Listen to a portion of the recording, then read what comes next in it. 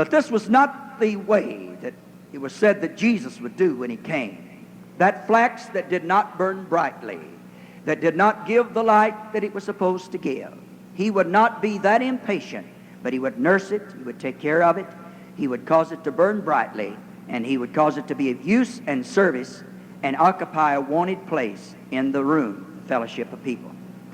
And I want to today, just briefly, to take a look at somebody that's been coming in here. I want to introduce him to you.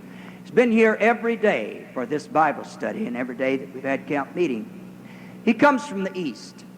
He is the shepherd of the ages. I can see him in my imagination today as he brings his flock down across the hills in the silence of the open country.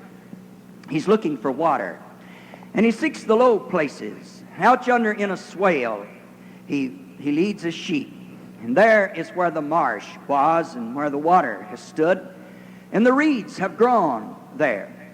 This man of the silence and this man of the open nights needs something to amuse himself with and to occupy his time.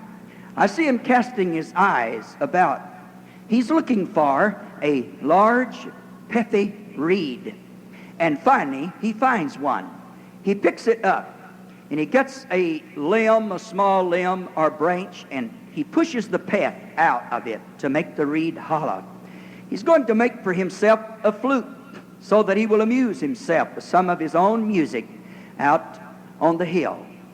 But as he begins to work with this particular reed, he looks at it and finds that in a day gone by, the heavy foot of an animal or a man has fallen upon it and bruised it, so that it is not true, and it does have its scar, that perhaps it will not give the music that it ought to give, because it has repaired itself and left the evidence of the bruise of some bygone day.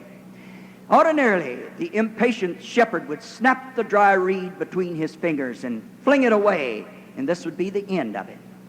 But the one that I'm talking about today is the mender of the bruised reed.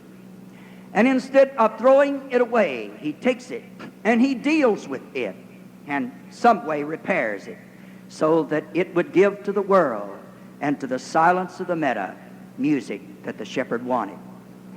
Into this meeting just yesterday, he came again. He came to some of you that sit here. I heard his footfall in the prayers that rose like thunder around here yesterday. I heard something of the music that came from the reed that was formerly broken. He's just like that, the mender of the bruised reed. There is no life that is so bruised, that has been so disappointed and dislocated with circumstance. But what Jesus Christ, if he is given his right leeway and instruction is offered as it should be, cannot come into that life and make that repair.